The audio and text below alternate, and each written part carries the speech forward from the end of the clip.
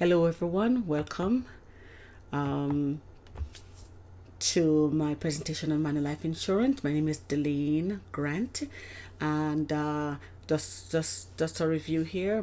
Manulife Insurance is a company, it's an insurance company for Bill Mobility, and they represent the employees for short-term disability.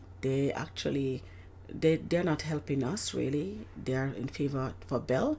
Okay, this company is located in Montreal, Quebec, Canada. Okay, thank you. It's all over Canada, but I was dealing with the one here that was located in Quebec, Canada. Okay. Damages, criminal acts. Manulife is responsible for everything that happened in my life thereafter, including murder attempts. Yes, if you have already saw my motor vehicle accidents, okay, this is to cover up their deception because they have been deceiving, changing my medical records and all that. And Manulife is very instrumental too, because they are guilty in distorting my medical records. Okay, this is 2017 and this is part 2 of 2. Okay, please feel free to pause and read if I'm going too fast. Okay, thank you. As I made mention in the first part of 2017, the first presentation for 2017, I made mention that I went to Dr. James Chang in May, okay, 2017.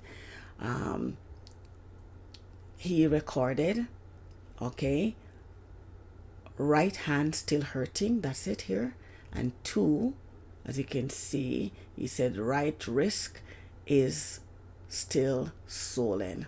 Okay, I'll enlarge it. There it is. Okay, May 15th. Okay, so in Bikram Jeet is saying there was no more swelling and all that, he was trying to do me wrong. Okay, and I was still at my desk on May 24th. I got the WSIB lawyer, right? Also, it was for the main reason was that I was denied WSIB, workplace safety insurance, by the board, WSIB, right? However, Manulife Insurance decided to seize my benefits. Benefits were seized on April 10th. Okay, benefits seized on April 10th. I asked for an extension of benefits, spoke with supervisor and human resources, but was denied. I had to wait until January 28, 2018, 9 months, right? 9 months. My right hand was still swollen and in pain. Picture below at my desk using ice pack for my painful swollen right hand. So I was still working on it. And I was using my left hand at work to do work. Wow. I guess slavery days have not been abolished. Wow. Please feel free to pause and read. Thank you.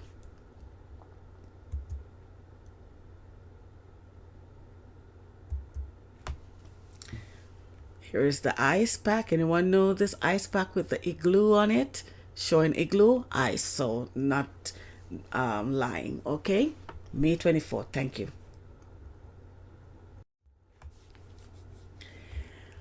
I was forced by Dr. James Chang to see Dr. Handelsman.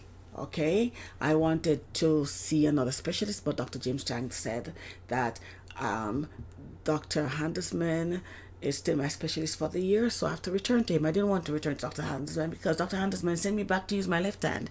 Dr. Handelsman did not schedule a follow-up appointment for my injury. I was left on my own. I didn't want to go to him, but anyway, when I went to Dr. Handelsman's office, as soon as I entered the door, the opening there of the door, and Dr. Andersman looked up and saw me. God knew I'm not lying. We looked up and saw me. He looked stern. He saw me and he's like, oh, and then he got up. I'm sending back to Sunnybrook. I'm sending back to Sunnybrook. He was actually storming out of his office, and I had to say, hold on, doc, please hold on, right? And then he said, they said, okay, it's now June and I don't know, the swelling is still there. I need to understand about this. And I said I needed to understand about this injury because I've never heard of DEQUERVAIN'S before. That's what I needed. I was concerned, needed answers. And he stormed out and said, I don't know. And he left, right? However, so when I went out front, it did not examine me at all. When I went out front, I got the requisition because he said he's sending me back. He was sending me back to Sunnybrook. So I got the requisition, okay, again from the receptionist. So Dr. Handelsman, in his report, I got this report because of what I had to do after, right? And I got this, it was, I got this report later on in the year, right? It says June 12th, and yes, I went to him on June 12th, right? But his report is like, he examined me. This doctor, this specialist did not examine me at all. This specialist saw my hand because I asked him, why is there still swelling and pain? This is now June, and from I saw him in March, and he did not do a physical exam on me either, right? I needed answers. Then he's saying, today on physical examination, there's slight puffiness over the dorsum of the right distal forearm. Oh, really? This is, and then he said, thus at present, she may have a right decavin tenosynovitis. It has never gone away. It has never gone away. You understand? I believe he acted this way because of Manulife insurance. He didn't want, you know, he did not want to get involved. So he stormed out. All right. In this note, this is what this is anyway. He said it's gonna send me back to Sunnybrook Hospital if there is no inflammation not warranting an injection, or if cortisone injection is done, if it is done, right, without sustained symptomatic improvement. If there's no improvement after the ultrasound, after the injection, sorry, I would suggest, as he said, a hand wrist assessment through WSIB. The requisition still remain the same. If inflamed, inject, okay? And it has not, and this was the sprint 12th of June 2017, okay? Please feel free to pause and read. Thank you if you can.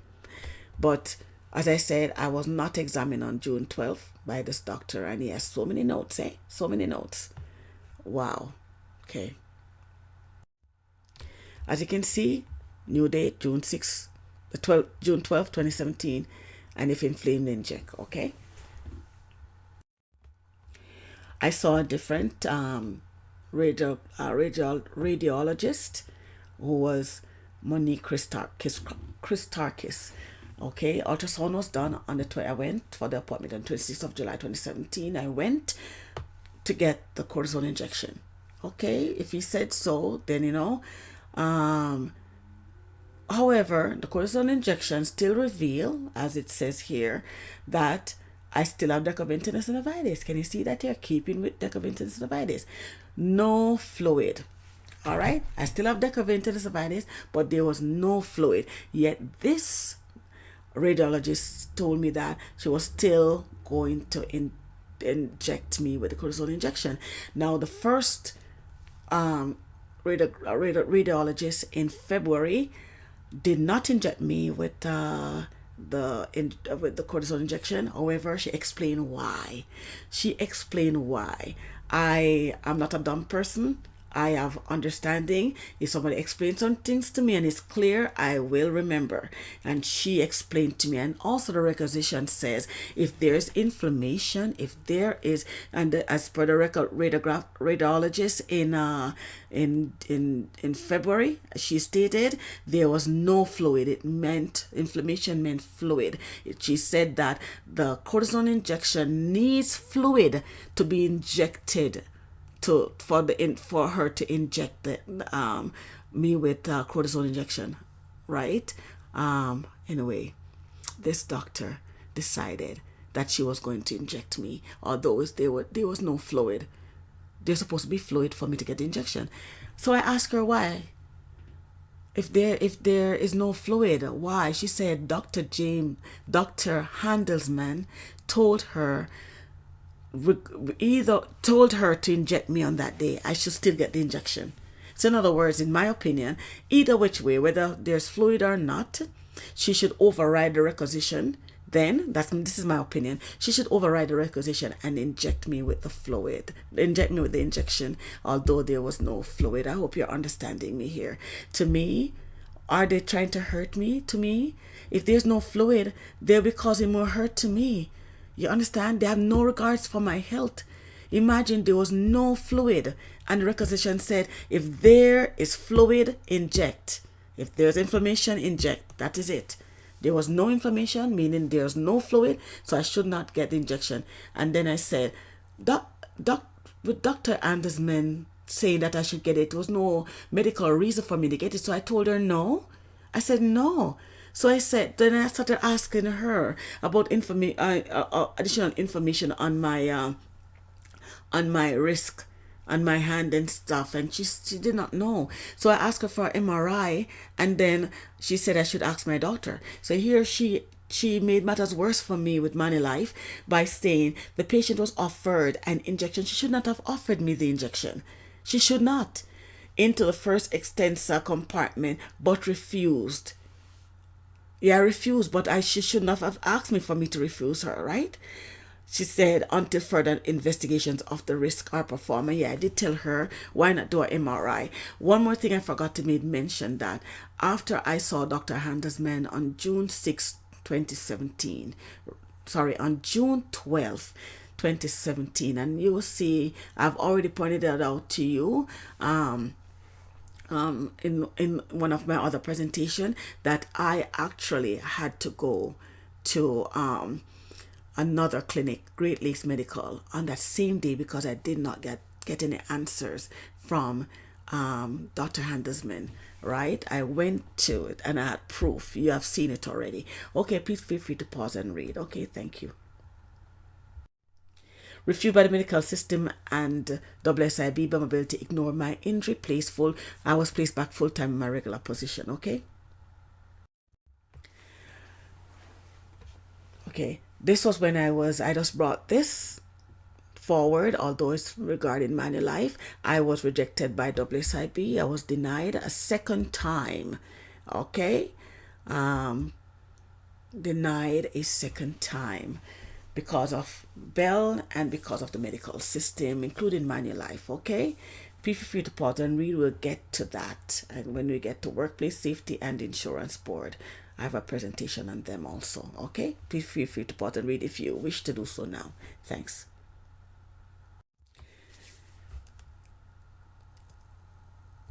I also brought this forward because Workplace Safety Insurance Board and the Insurance Board stated that my doctor did not, this is proof because I did not know, I'm no doctor, so I did not know, right? It says here, it is unusual, all right? Unusual. So my doctor from day one was doing me wrong, that neither the family doctor or the walk-in clinic physician, you see, the walk-in physician referred me to my doctor and told me to tell my supervisor at the time that it was a matter for WSIB, and also that for my doctor, I didn't tell my doctor what that other doctor said, but the walk-in clinic doctor was not my treating physician.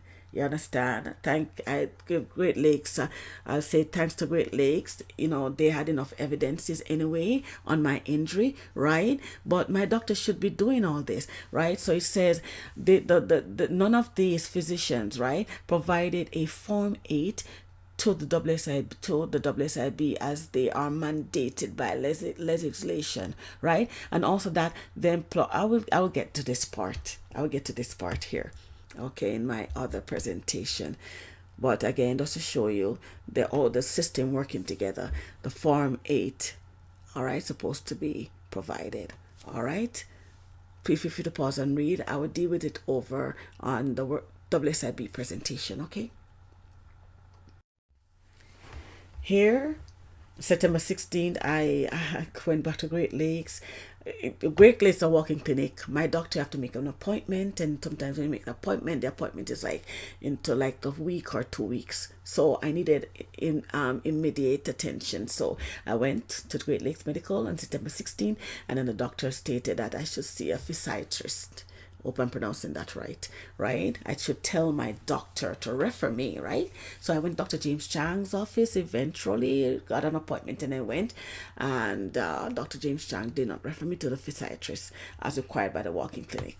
Okay, here I am. This picture was taken on the 2nd of October 2017, and this was 7 months at work. My 7th month at work with injury, forced to work with left hand. Okay, which was also in pain. Yeah.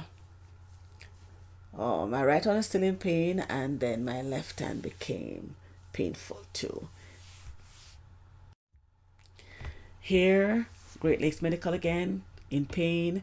I was off work, and because I was off work, I need a doctor's note. I would not have been able to get an appointment immediately. So I went to Great Lakes, and on the September 13, 2017, sorry, October. I'm trying to read fast. Oh, I'm saying the wrong thing. So sorry. October 13, 2017, right? It says that my medical reason was DEQUERVAIN'S TENOSYNOVITIS, as you can see. Okay. This picture was taken on the 15th of October 2017. Okay. This was a Sunday at church. Okay. Here am I at work. All right. Full time at work. Yeah. I see I have the splint on. See how big this is. My thumb spinker, they would say thumb spinker, and yes, I'm using my left hand to type in an aggressive work environment. Okay, I was 7 hours at my desk, 2 15 minutes break, and 7 hours at my desk. Okay, 1 hour lunch.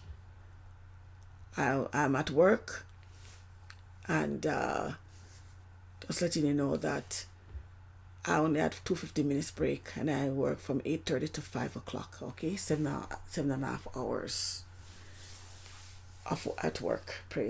Yeah. Please feel free to review. Thank you.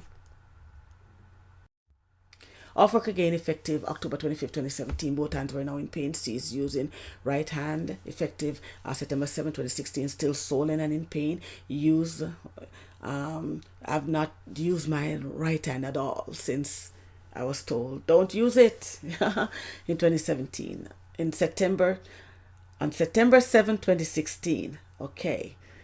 Use left hand only since September 7, 2016 to present, right?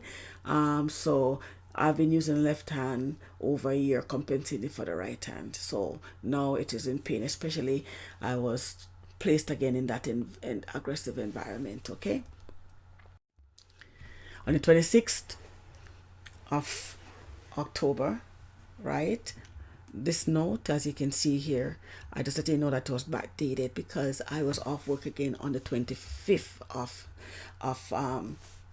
October, and the reason why the note was backdated was the 26th because my appointment to see my doctor when I was off, I was having sleepless nights, and I was off again, and with both hands in pain. So I went to Dr. James Chang's office on October 31st, and the note was backdated back to October 26, 2017. Reason, because his office not open on a Wednesday, so he could not have given me the note for the Wednesday, as I guess it makes sense. He just backdated the note to the 26th. I think he could have done it for the 25th, but it's just what it is. Okay, and my left hand, I was using my left hand for over a year. Dr. James Chang indicated both risk, but I guess he forgot that it was my wrist and my left elbow, my left hand really was in pain. Anyway, please feel free to pause and read. Thank you. Manulife insurance forced me back to work with my injury. I was off work October 13 and October 25th due to sleepless nights in pain. I was in pain every day. Manulife insurance did not approve of my time off work, right? Manulife insurance was aware of a new specialist appointment on November 17, 2017, but was ignored. Manulife insurance misconstrued my conversations and provided incorrect information to Bear Mobility. Salary seized November 2017. No benefits since April 10, 2017. Unable to attend physiotherapy. Unable to attend physiotherapy since since benefits ceased April 10. Can you imagine? Yeah. So I was left on my own to suffer. Wow. Okay, I received a letter from Manulife after a conversation with them on November 10th, and based off that, I was displeased, you know. So I decided to record, and I have voice recorders for November 13th and November 16th. However, this letter here misconstrued my conversation, so I decided to keep to cover myself. Actually, my life insurance sees salary effective November 1st for forced back to work. In my condition, benefits were already seized on April 10th, therefore could not attend physio. They stopped benefits, so I could not attend physio. So I'm not in physio from April, and I had to wait until January 2018. Okay, and again, I was not approved by WSIB. So please feel free to read. Okay, it's letter dated November 15th. Okay, and it says here, we have studied the medical information that was submitted to us, including test results, symptoms, treatments, and your functional capabilities as described by you and your physician. Remember, my physician's records, whatever, have been distorted, or, you know. However, it says, based on our assessment, we determined that you are not eligible for short-term disability for the following reasons. Based on our phone call, it wasn't October 10th, it was November 10th, okay? And the form that was submitted by Dr. James Chang, right? You have confirmed that you do not have an active and optimal treatment at this moment. I suggested on November 10th to start physiotherapy treatment, but you refused treatment. How could I start physiotherapy and have to pay for physiotherapy? Each session is $65, and depending on where I go, some are like $80 per session. I got injured at work, and what this company, Manulife Insurance, was been distorting my medical records, coercing the doctors, decided to tell me I have to pay out of pocket, right? Out of pocket for physiotherapy. What audacity, huh? Okay, to have a voice recorder, okay, it here it says, as a result, your short-term disability benefits are suspended retroactively November 1st. If you receive short-term disability benefits beyond that date, necessary action will be taken to recover those payments. Please feel free to pause and read. Okay, thank you.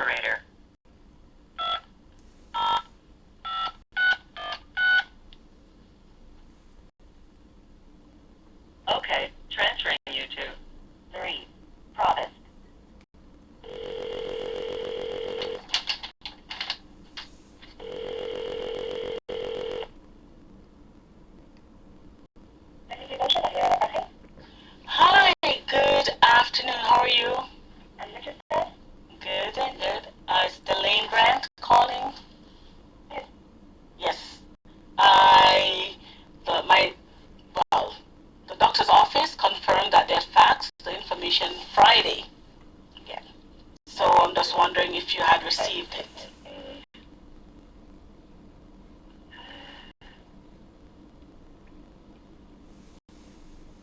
Yes, we have received it. Yes, so I'm not sure what happened there.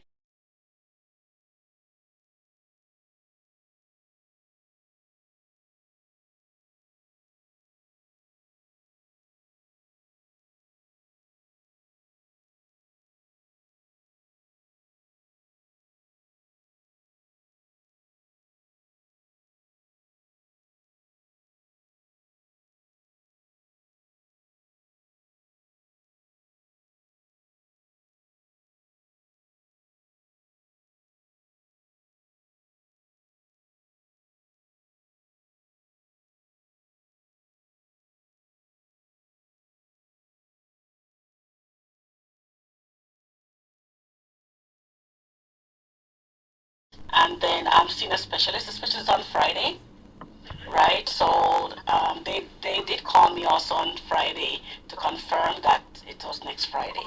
I'll be seeing the specialist. So I have to just wait until he directs me otherwise. So I don't know what I'm just waiting on what he's gonna say. Okay. All right, because But this. now you don't have any medication? Like, I don't see any medication prescribed on the 1935 form. Yeah, because I have to see the specialist. Because I have to see But the you don't have any specialist. medication and you don't have any treatment at this moment. Yes, because I have to see the specialist on the 31st. My doctor put something out that I will see a specialist. So when my doctor's office called me now, they told me that the specialist appointment will be on the 17th. So I couldn't be at work now because I am basically injured. I can't perform at work. So that's why I'm off and I'm waiting to see the specialist. So there's nothing I can do until I see the specialist. So if the I don't know, do not know if the specialist would be what treatment or whatever. I have to wait until I see a specialist. I can't be placed on medication when I don't know what next, you know? Okay, because right now, like I told you last Friday, you will not be eligible for the short-term disability program because you don't have any treatment. So even if you have received a 1935 form, you need to have treatment at this moment, and there's no reason why you should not have anything to help you to improve your medical condition at this moment. Yeah, but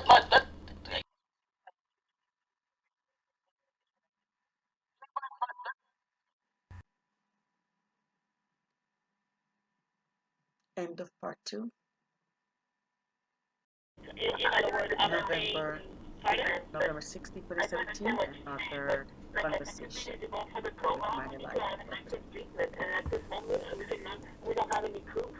Well, again, we can't call us to support without knowing if you have any treatment at this moment or if you're getting better because it's just waiting for the injection so far.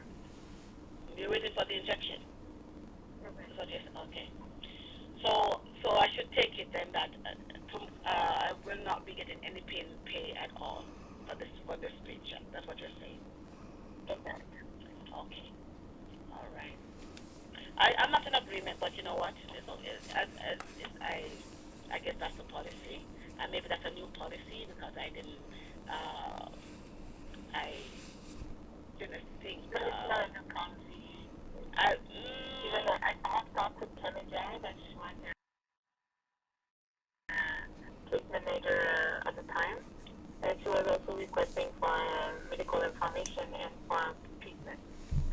So that yes, because I did in your file to support your case. Yeah, okay. Um, as soon as you're going to start, apparently you're getting the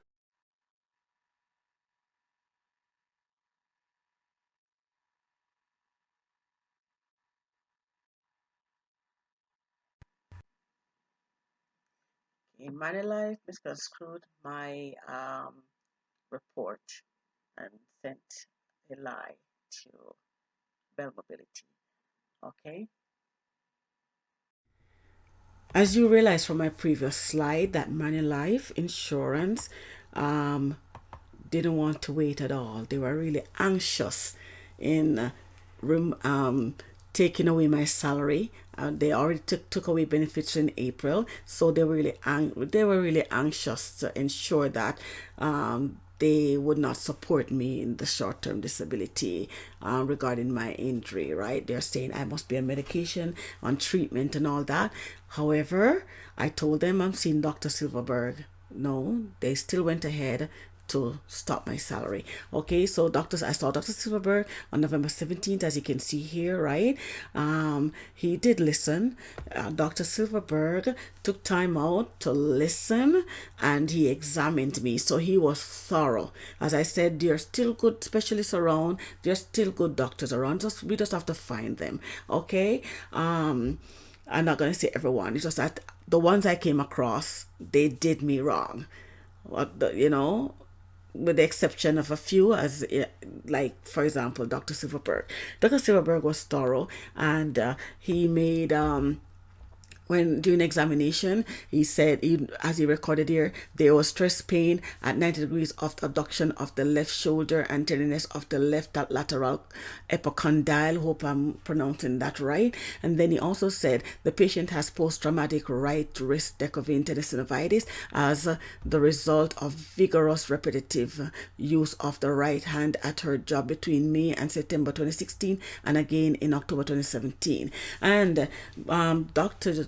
Silverberg spoke to me about the cortisone injection. He told me that it should have been administered during the time the injury occurred. I would have stand a better chance of recovery. But having it now for over a year, if I should get having the injury for over a year, if I should receive the cortisone injection, it will only provide temporary relief. He said it could be up to 2 weeks or less. It will not work. You understand? That's what he explained to me, right? It was then that after Dr. Silverberg explained, he then offered the injection, and I was wondering, he just explained it will not work. So how come he's offering it, right? Then he said, no, it's okay. It's your decision. He told me about it, but it's my decision. Then I realized that as a doctor, he had to ask because he told me it will not work. And it's up to me if I still want it for the temporary relief, right? If he should have gone to court and all that, for example, he would be in trouble because if he didn't offer me the injection, right, couldn't make up my mind for me, right? He would have to say, well, I offered and she refused. He could not make up my mind by not offering, right? So he did, and I refused. And here he mentioned we discussed a cortisone injection. Notice the word discussed, all right? And he said, we discussed the cortisone injection, but she chose to defer. And it was the right thing to do. It was not going to work. He said, even with a local cortisone injection, the patient would not, in my opinion, be a suitable candidate to return to her previous vigorous keyboarding job. And then he said there is no specific treatment for soft tissue injuries, and I do not anticipate improvement in the future. Yes, up to years later, I still have decurvain tenosynovitis. I have to be careful how I use my hand, okay? And here, Manulife actually ignored Dr. Silverberg's report. Manulife was deemed to ensure that whatever they do was in favor of the mobility. So Dr. Silverberg's report, how clear it was denied by Manulife Insurance, okay? And here I just want to bring a point out that Dr. Silverberg did indicate there's no family history of arthritis. However, the Ministry of Health, okay, the Ministry of Health here in Canada, the record stated that I have traumatic arthritis. Okay, please feel free to pause and read, and please stay with me and listen in and on my journey here in this country, Canada. Okay, I hope you're not getting bored. Thank you for your time.